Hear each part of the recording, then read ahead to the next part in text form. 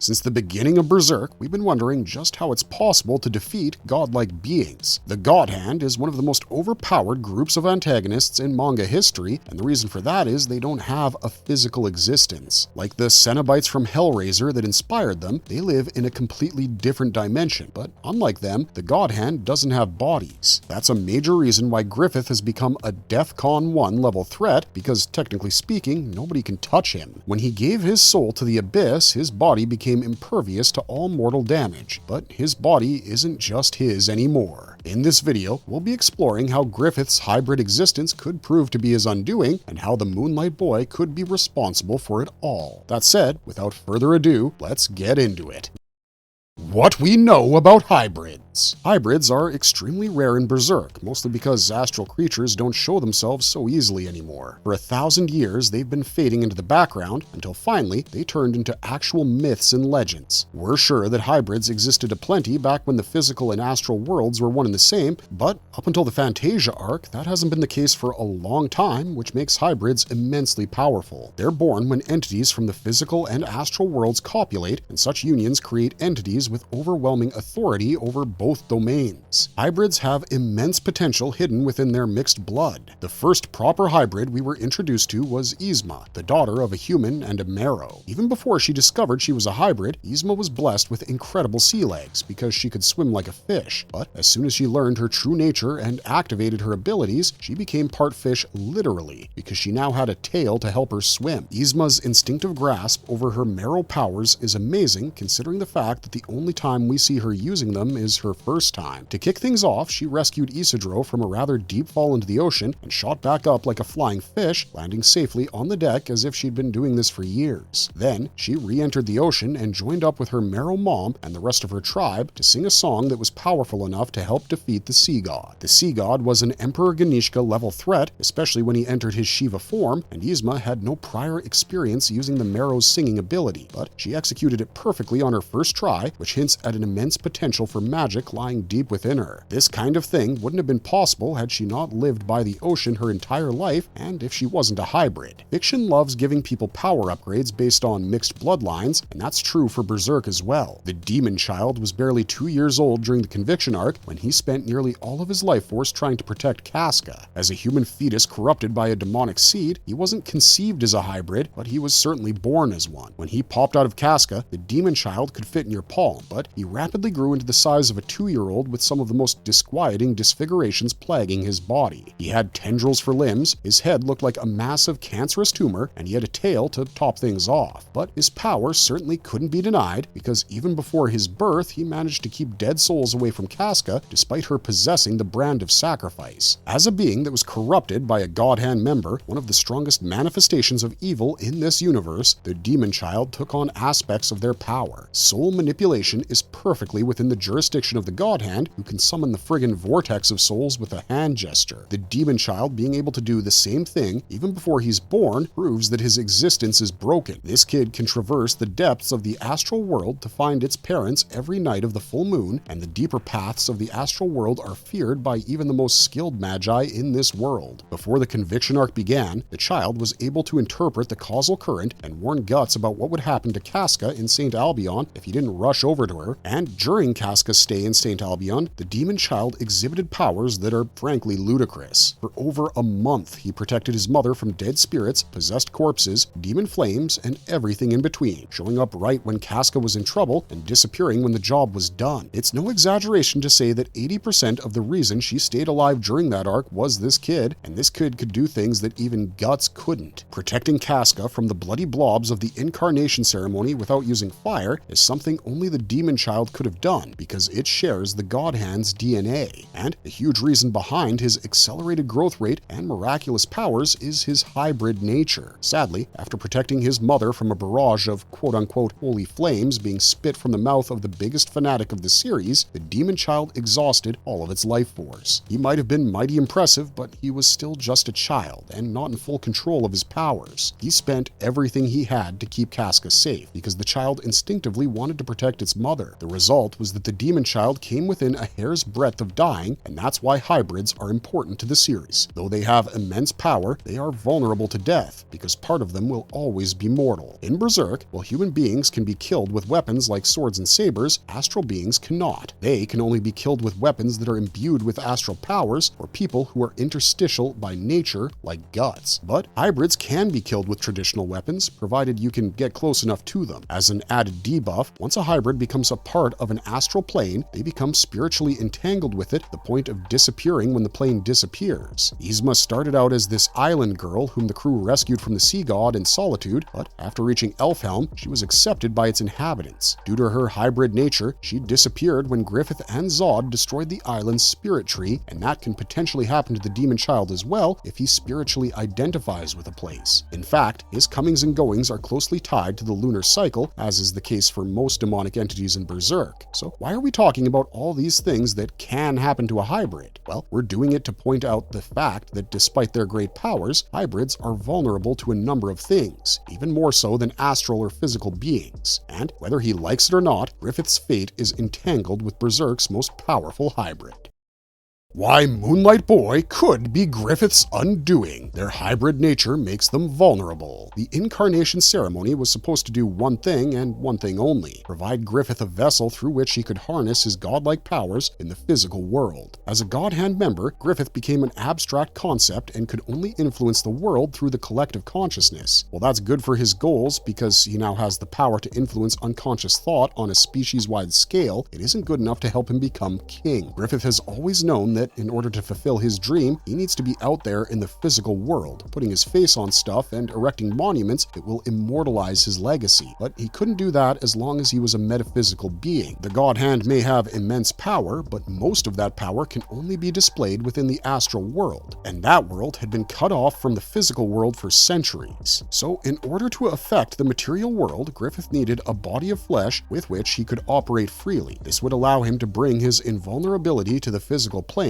while negating all the drawbacks of his astral existence. With a body of flesh, he could command campaigns directly and have no concerns about losing, since he is, in effect, a god on Earth. But where things went wrong for him was when his incarnation vessel decided to get ideas of its own. The egg of the perfect world, which had been given a behelit-like form for the express purpose of bringing Griffith to Earth, decided that it would put the demon child out of its misery, not by killing it, but by adding it to Griffith's birthing cradle. The egg swallowed the child and kept it within himself, so when the incarnation ceremony reached its climax, Griffith's incarnation was inevitably altered. Instead of creating a body from scratch using the flesh and blood of the people that were sacrificed by the ceremony, the egg channeled all that power into the demon child's body. The child transformed from a hideous, malformed baby into a human one, and then rapidly grew into Griffith's adult form. This didn't mean that the incarnation wasn't a success because its end goal was achieved, but the process was flawed because it turned Griffith into a hybrid instead of a purely divine figure. When he manifested through the demon child's body, the child's consciousness didn't vanish. Being part God Hand himself, the kid was able to resist and find a tiny corner for himself within Griffith's mind. Because of that, Griffith's soul now shares a rental space with the baby he corrupted, and their agreement looks something like this. On most days, Griffith has control and is allowed to do whatever he wants in service of his dream or whatever, but on the night of a full moon, the kid takes over. At first, Griffith was unaware of this transformation, but as soon as he figured out what was happening to him once a month, he realized he couldn't keep disappearing like that all the time. So, in order to fix this problem, he kidnapped Casca from Elfhelm because for some reason, even when he was in control, he couldn't hurt her. When Griffith met Guts for the first time after his incarnation, his new right-hand man Zod duked it out with the Black Swordsman in an epic battle. It destroyed the elf cave where Casca used to live as a branded individual, and that cave was the only safe place for her. When Zod's apostle body crashed into it, it sent boulders flying into the air, and one of those boulders was headed straight for Casca. Guts thought he'd lost her for sure when Griffith swooped in and protected her with his powers. As soon as he realized what he'd done, he called off Zod and flew away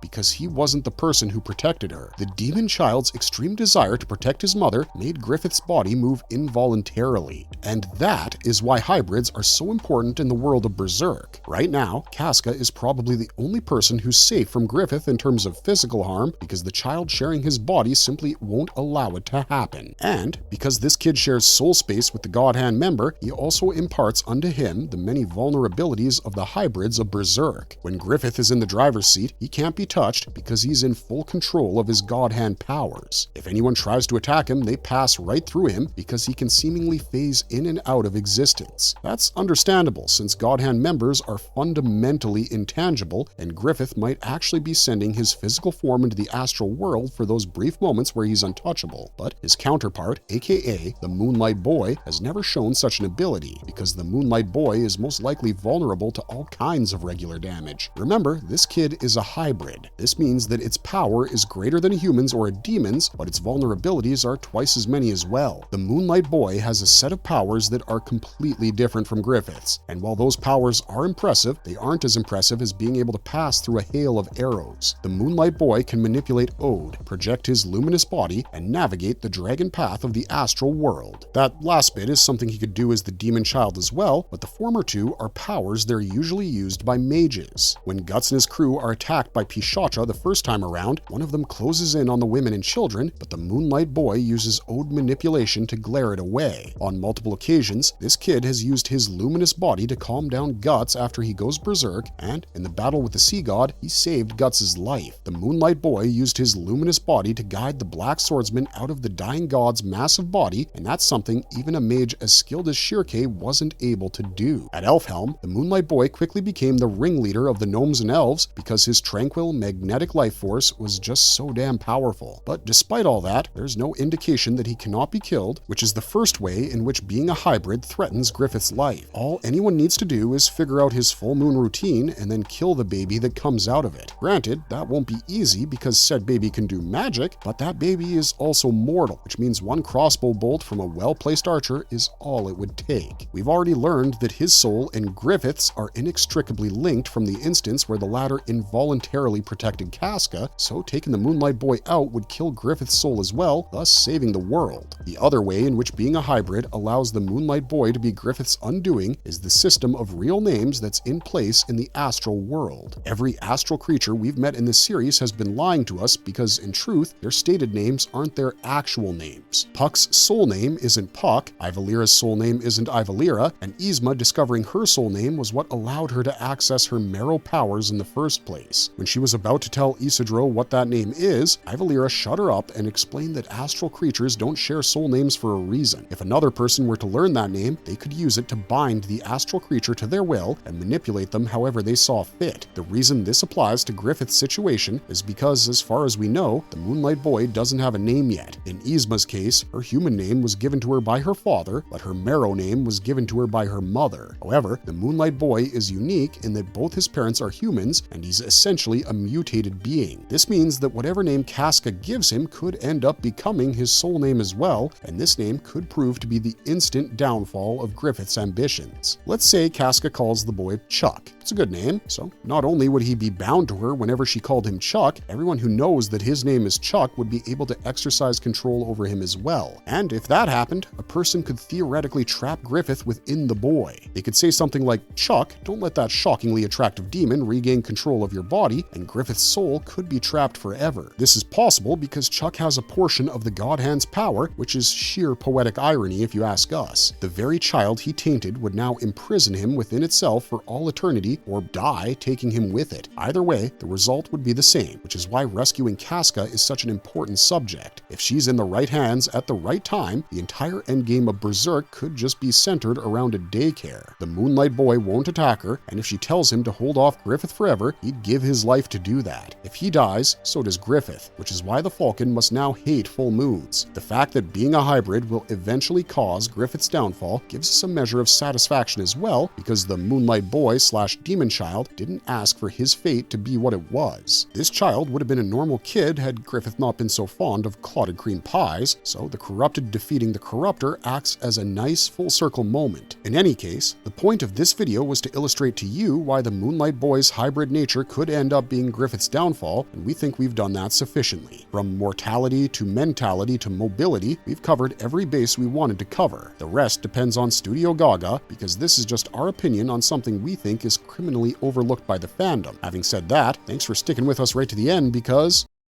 Marvelous verdict. That's all we've got for you guys. Let us know what you think about the Moonlight Boy and Griffith's relationship and how it might affect the endgame of Berserk in the comments down below. At this point, we think pretty much everyone agrees that if Guts doesn't gain the power of goodness or something, then his son will have to pick up the slack for him, which is actually low-key funny because he doesn't even know the Moonlight Boy is his son. But putting that aside, what do you guys think? We're desperate for more Berserk, and we'd love some fan theories to get us through the night. Let us know your thoughts, and don't forget to like, share, and subscribe for more top-tier Berserk content being stabbed into the back of your newsfeed. We'll see you guys again real soon, so until next time, stay safe and remember, keep on struggling, strugglers.